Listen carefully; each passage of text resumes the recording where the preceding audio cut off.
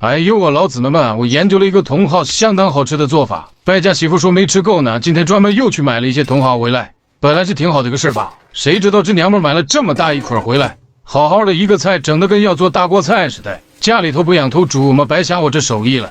哎呦去，这菜看着挺新鲜的，咋还有点老啊？这绝都绝不吃啊！去屁的吧，就这么地吧，我觉着炒熟了都能吃，大不了多嚼一会儿呗，都是花钱来的。茼蒿洗吧干净了，给它切成段，段的长度自己把控就行了，就跟平时炒蒜苔那么长就行。主要是这个杆啊和这个叶子得分开了，不能整一起了。分开给它装2个盘子里，一会儿得焯水，一起下锅的话，等杆烫好了，叶子也就不用捞了，都成一锅浆糊了，那可就真成炒猪食了。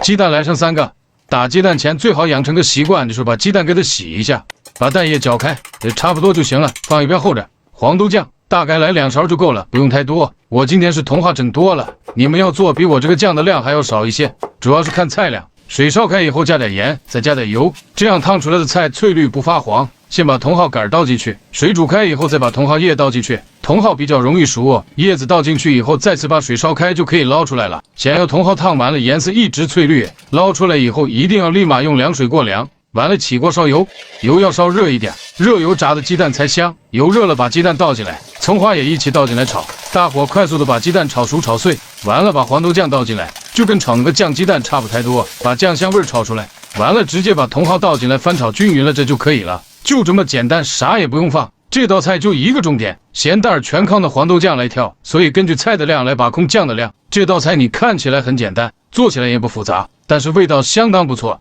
过年给媳妇做了一次，她吃上瘾了，你们都去试试吧啊！